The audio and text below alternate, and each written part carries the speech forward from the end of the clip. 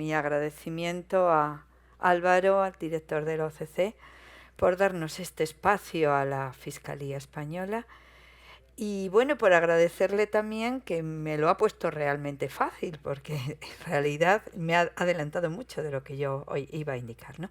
Hombre, yo creo que en este marco explicar lo que es la incidencia que está teniendo las tecnologías en la vida de las personas no tiene mucho sentido, ¿no? Es un fenómeno que está capilarizando nuestras relaciones con los demás a todos los niveles, ¿no?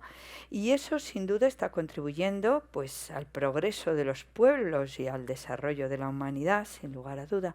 Pero junto a esas grandes ventajas pues están produciendo también algunos efectos negativos porque al hilo de ese desarrollo tecnológico están surgiendo pues eso, nuevos riesgos y nuevas amenazas para la seguridad de todos, incluso para el pleno ejercicio de los derechos y libertades que nos corresponden como personas. Y esto, bueno, pues ha sido debido a que todos nos hemos animado a usar las tecnologías porque son fáciles, porque nos hacen más cómoda la vida y no nos hemos, digamos, preocupado de tomar las medidas de seguridad necesarias para evitar los riesgos que de ello pudieran derivarse, ¿no? Por eso, bueno, pues desde hace muchos años ya uno de los temas esenciales en las agendas de gobierno de la mayoría de los países del mundo es cómo solucionamos todo esto, es decir, cómo somos capaces de articular el funcionamiento de los distintos operadores en el ciberespacio de forma tal que bueno, pues podamos aprovechar al máximo las capacidades de acción que ofrecen las tecnologías sin que ello suponga limitar o restringir en forma alguna los valores y los inherentes a las sociedades democráticas y en definitiva los derechos y las libertades fundamentales de todos, ¿no? Y ahí entroncamos con el tema de estas jornadas, que en definitiva es compartir para ganar, y lo que ha estado explicando Álvaro, es decir, que esta es una materia en la que tenemos que entender que ciberseguridad y ciberdelincuencia en realidad son las dos caras de una misma moneda, porque la ciberdelincuencia no es sino uno de los efectos, posiblemente el más grave y el más peligroso, pero en definitiva uno de los efectos de ese uso irregular del ciberespacio al que me refería anteriormente, ¿no?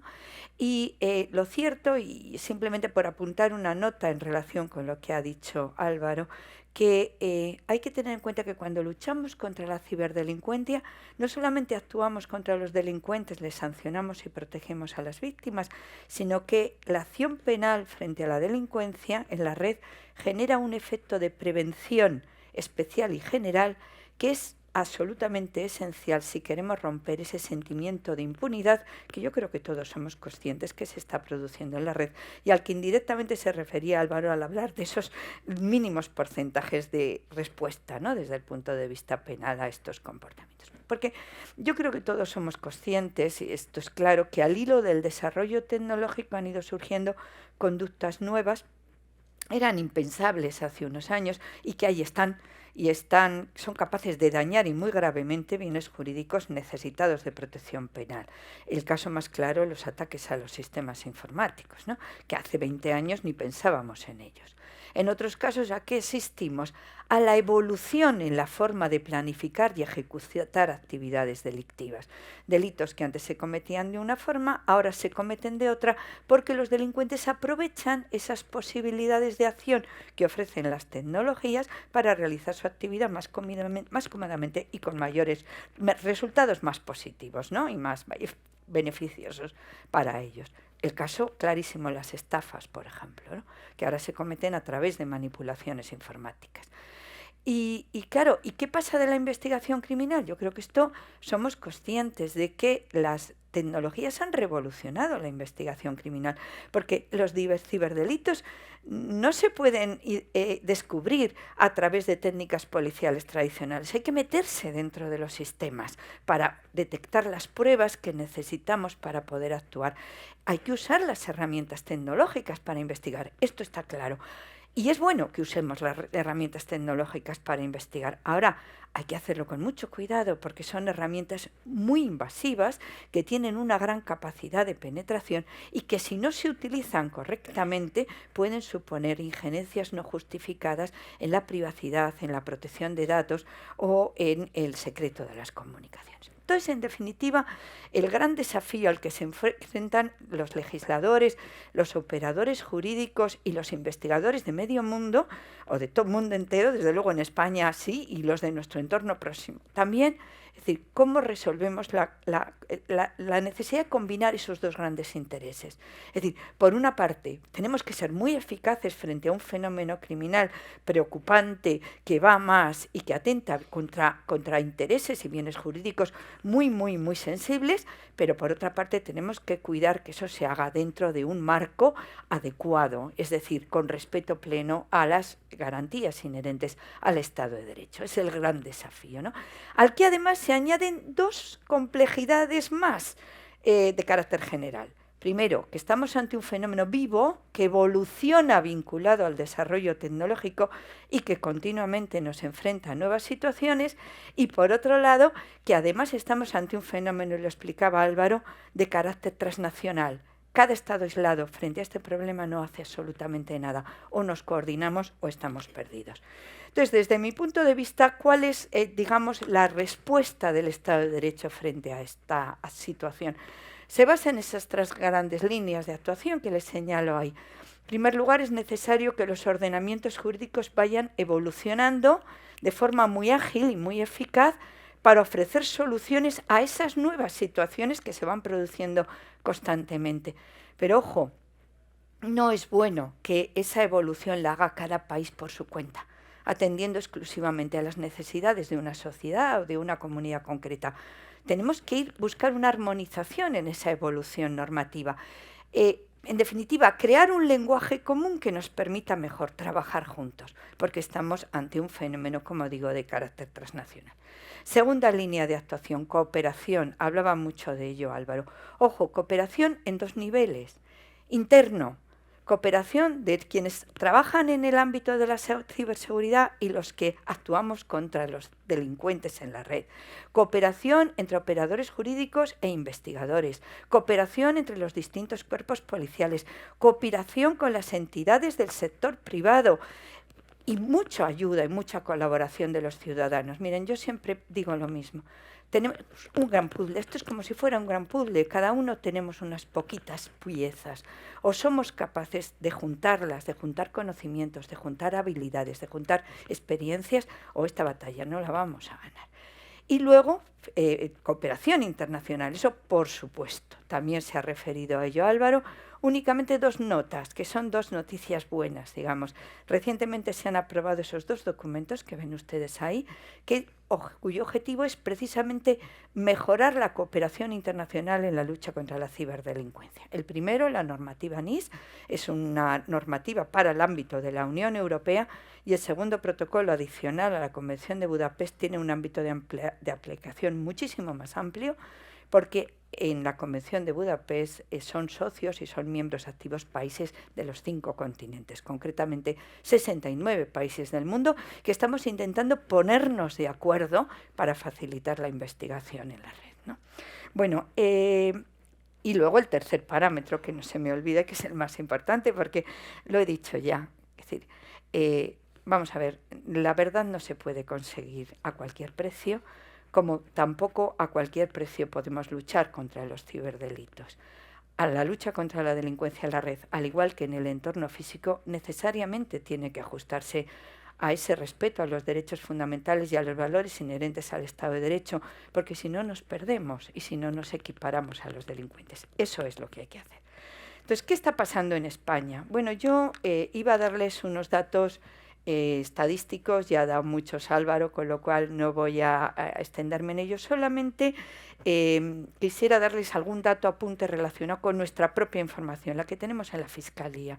Nosotros hacemos una memoria anual de cómo está evolucionando la delincuencia y hemos detectado que entre el año 2020 y el año 2022 se ha producido un incremento en más de un 40% en el volumen de procedimientos incoados por ciberdelitos.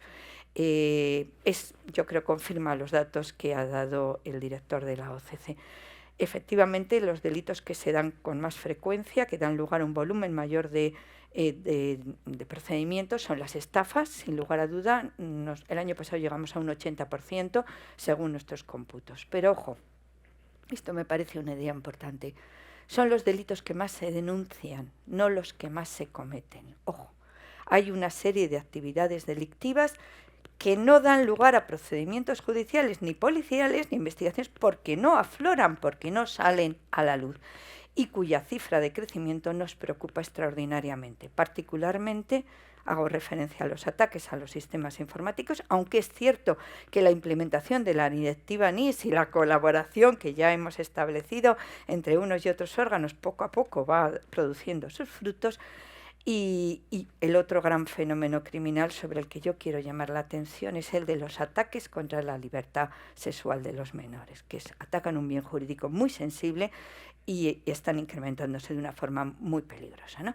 Bueno, en España el legislador ha abordado reformas legislativas muy importantes para ofrecer respuestas ante estas situaciones y dotarnos a los operadores jurídicos y a los investigadores de herramientas para poder actuar frente a este tipo de comportamientos. No puedo extenderme, imposible, necesitaría horas para explicar la evolución en esta materia, pero sí que quiero darles una visión un poco de carácter general sobre lo que está ocurriendo. Miren, les hablaba antes de los ataques informáticos. En España los ataques informáticos no estaban tipificados como delitos hace 15 años. No había respuesta penal frente a esos comportamientos porque no estaban definidos previamente como delitos. El legislador español los ha tipificado para que podamos actuar penalmente frente a esos comportamientos y ahí tienen la normativa española, la tienen ahí, no se la voy a leer, siguiendo, y esto también es importante, normativa internacional, concretamente Convención de Budapest, concretamente Directiva 40 del año 2013 sobre ataques a sistemas informáticos. Es decir, asumiendo plenamente ese proceso de armonización normativa al que me refería antes, ¿no? Exactamente lo mismo nos ocurre con los fraudes y las estafas. ¿Qué ocurre? Las tecnologías nos permiten participar en la actividad económica de una forma muchísimo más fluida, están impulsando el comercio electrónico, ¿no? Y las relaciones a través de la red en ese sentido entre las personas y las empresas. Pero también generan nuevas oportunidades de fraude, nuevas formas de defraudación que necesitamos instrumentos penales que nos permitan actuar frente a ellas, ¿no? Y ahí ven cómo efectivamente el legislador español, también a través de esas disposiciones legales que ven ahí, les cito algunas, ahí cito 3 leyes orgánicas, pero hay más, incluso, bueno, pues han ido asumiendo la normativa internacional en esta materia, de forma tal que actualmente tenemos tipificado como delito en España el fraude informático, el uso irregular de instrumentos de pago distintos del efectivo, de carácter material o inmaterial, e incluso la mera preparación de una actuación de estafa informática, ¿no? Los niños, pues ya lo he comentado, lo mismo, es decir, el desarrollo tecnológico ha puesto en manos de los depredadores sexuales herramientas muy poderosas y que les facilitan el acercamiento a nuestros chavales y el atentado contra esos bienes jurídicos que, insisto, son muy sensibles, no terminaré de decirlo nunca, ¿no? También en ese sentido hay una evolución legislativa muy, muy interesante en los 15, 20 últimos años, que se refleja también en el ordenamiento jurídico español y hemos tipificado como delito el consumo online de material pornográfico, por ejemplo, o el aprovechamiento de las tecnologías para acercarse a los menores y mantener con ellos contactos sexuales, lo que se conoce como child grooming, etc. Y luego, aparte de estos manifestaciones criminales en las que, como vemos, el legislador español lo que ha hecho ha sido seguir un poco las pautas internacionales, lo cual es absolutamente bueno por la razón que he dicho antes, que buscamos esa armonización normativa. Hay otras ocasiones en las que el legislador español ha ido a dar su respuesta particular ante problemas que habíamos detectado en nuestro país y que no tenían solución, es decir, no era posible perseguirlas penalmente. Ahí les pongo 2 ejemplos muy claros. La tipificación de lo que vulgarmente se conoce como pornovenganza, que en definitiva es la difusión normalmente a través de la red de imágenes de carácter íntimo obtenidas en un ámbito de confianza, o el acoso y hostigamiento a través de la red. Y luego, lo mismo en el ámbito de la investigación criminal. muy rápidamente porque quería hablarles un poquito de la Fiscalía, pero el problema que teníamos era el mismo que les estoy contando. Es decir, nos enfrentábamos a un fenómeno criminal que se estaba desarrollando en las redes y en los sistemas informáticos y, sin embargo, no teníamos herramientas legales para obtener evidencias en esas mismas redes y sistemas informáticos. Evidencias en condiciones tales de autenticidad y de integridad que pudieran servir como prueba válida en un proceso penal para condenar a una persona. Es decir, no cualquier prueba, pruebas que fueran realmente contundentes y pudiéramos basar en ello una sentencia condenatoria. Ese era nuestro gran problema, ¿no? Bueno, el legislador español también le da respuesta en esa reforma del Código de la Ley de Enjuiciamiento Criminal que les indico ahí, en la que, bueno, el legislador español lo que hace es seguir esencialmente la inspiración también, en este caso, de la Convención de Budapest sobre ciberdelincuencia del Consejo de Europa. Incluimos como herramienta de investigación la posibilidad de pedir a terceros datos almacenados, el registro de dispositivos informáticos como medio de investigación. Y también nosotros ahí fuimos bastante más lejos que otros países y el legislador español, y yo creo que es de agradecer, se animó a regular alguna herramienta de investigación que no la contemplaban en otros países, como es el caso del agente encubierto online, que está siendo muy útil en la investigación de determinadas conductas en la red, particularmente terrorismo o temas relacionados con agresiones a menores de carácter sexual, o el registro remoto de dispositivos informáticos. Bueno, esto es la legislación resumida, bueno, al mínimo, ¿no? Además, no basta con legislar. Hay que crear estructuras, organizaciones que nos permitan actuar frente a este tipo de actividades delictivas. Ya ha hablado Álvaro de lo que se está haciendo en el ámbito de la prevención y después de mí los cuerpos policiales expondrán su esquema de actuación. Yo tengo 3 minutos para resumir muy brevemente cómo lo hemos solucionado en la Fiscalía. Miren, nosotros fuimos conscientes, gracias a Dios, hace tiempo de este problema. Es decir, allá por el año 2010 ya vimos la que se nos venía encima, de alguna forma, y lo que hicimos fue crear una red de fiscales especializados en la lucha contra la ciberdelincuencia. Es una red que empezó muy modestamente, con muy poquitos fiscales, pero que se ha ido ampliando y ya somos 150, más o menos, número arriba, número abajo, en todo el territorio del Estado. ¿Cuál es nuestro objetivo? Lo ven ahí claro: defensa de los ciudadanos, de los derechos de los ciudadanos y del interés general en el ejercicio, a través del ejercicio de la acción penal. Es decir, nuestra función es perseguir los delitos en la red. Ese es nuestro trabajo. Tenemos una estructura muy sencilla, una unidad central que está compuesta por muy poquitos fiscales, la dirijo yo, tengo el honor de dirigirla, pero nuestra fuerza dimana de esa red de 150 fiscales que están por todo el territorio del Estado. Tenemos servicios de criminalidad informática en todas las fiscalías provinciales y en todas las fiscalías de área. Y lo más importante de todo es que trabajamos como un gran equipo, es decir, reflexionamos juntos, planificamos juntos y tomamos decisiones juntos, aprendemos unos de otros, en definitiva. ¿Cómo logramos ese objetivo que les he dicho, que en definitiva es defender a los ciudadanos frente a este tipo de delito? Bueno, pues ahí les marco las funciones esenciales, les explicaré lo más importante. Lo primero, indudablemente, perseguir los delitos, es decir, impulsar las investigaciones, acusar a los responsables de las conductas y proteger a las víctimas. Pero para eso realizamos también algo que enlaza un poco con todo lo que venimos hablando: coordinación interna. Fíjense que en los delitos que se cometen en la red puede ocurrir, y lo decía Álvaro, que el delito se cometa en un territorio y los efectos se produzcan en otros territorios distintos. Nosotros procuramos que esas investigaciones se junten en una sola para que así seamos capaces de ver la acción delictiva en su conjunto y poderla sancionar más adecuadamente.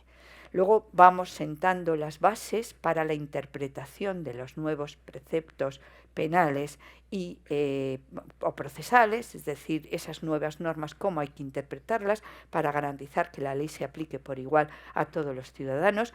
Promovemos reformas legislativas, mandamos al legislador nuestros mensajes sobre necesidades de actuación en el ámbito legal. Somos el órgano a través del cual la Fiscalía se relaciona con otros organismos o instituciones con responsabilidad en esta materia. Lo ha explicado el director director de la OCC, mantenemos una relación constante con ellos, con INCIBE, con la Agencia Española de Protección de Datos, con el CENEPIC, y además tenemos un peso importante en la cooperación internacional en esta materia. Es nuestra forma de cumplir nuestra función de servicio a los ciudadanos también en este ámbito. Ya he terminado. Muchas gracias.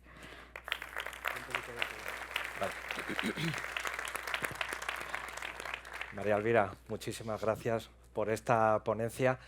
Si no te importa, nos gustaría hacerte una pregunta. Bueno, hemos visto como en los últimos años, recientemente, la ciberseguridad y la ciberdelincuencia tiene la atención social, ¿no? Y esto era algo que hace no muchos años pues no era tanto así, quizá porque se veía como algo muy técnico, un poco inaccesible. Entonces la pregunta es, ¿cómo valoras o cómo calificarías la formación que hay actualmente en el ámbito jurídico respecto a todos estos temas y a los diferentes niveles, ¿no?, dentro del ámbito jurídico? Bueno, estamos trabajando mucho en ello. No me ha dado tiempo porque es implacable el cronómetro, pero, hombre, una de las funciones que hacemos precisamente en el área de especialización que yo dirijo es fomentar nuestra propia formación, muchas veces a través de contactos con órganos más técnicos. Quiero decir que nosotros derecho sabemos, nuestro problema es las tecnologías, que ahora no somos expertos en tecnologías. Entonces buscamos mucho el contacto con los cuerpos técnicos para mejorar nuestra propia formación, la de los especialistas, y además marcamos las líneas de formación del resto de los fiscales. Hacemos actividades con los que ingresan, con los nuevos fiscales, hacemos actividades de formación continuada y permanente con los que ya son fiscales. Intentamos un poco trasladarles lo que vamos viendo que se está produciendo, yo que sé, las criptomonedas, no sé, temas que van incidiendo en nuestro trabajo y que vemos que ahí nuestra formación jurídica no llega. Bueno, pues digamos, organizamos actividades para que toda la Fiscalía esté preparada, y también colaboramos mucho con ello, con las fuerzas, por supuesto, fuerzas policiales son nuestros hermanos en esto, y lo trasladamos también a las autoridades judiciales en la medida posible. Estamos trabajando mucho en ello. Ahora habría que emplear más medios, eso también lo digo, bueno, personales y materiales. Es que el mundo tecnológico va tan rápido, claro, que es difícil, y efectivamente ese talento también hay que trasladarlo a los nuevos, bueno, a los profesionales que ya lleváis toda la vida y que se tienen que adaptar a esta nueva situación completamente diferente. Yo creo incluso que habría que empezar a plantearse alguna titulación universitaria mixta. Es decir, estamos juntando derecho y tecnologías, que son dos mundos muy separados, que a veces... Yo recuerdo al principio de mi trabajo hasta me costaba entendernos, encontrar un idioma que nos sirviera a los dos grupos, ¿no? Entonces eso yo creo que hay que trabajarlo mucho, porque hay que unir los dos aspectos, el técnico y el jurídico. Bueno, de hecho, yo hice Derecho y mira dónde estoy. Bueno, bueno, efectivamente es verdad que el mundo va implementando nuevos profesionales y que se tienen que ir adaptando a esta nueva situación. Bueno, pues muchísimas gracias, ha sido un placer tenerte aquí. Y bueno, como decías, el lema es compartir para ganar. Yo creo que colaborar también es necesario para ganar en esta guerra. Muchísimas gracias. Muchas gracias por vuestro trabajo. Un aplauso.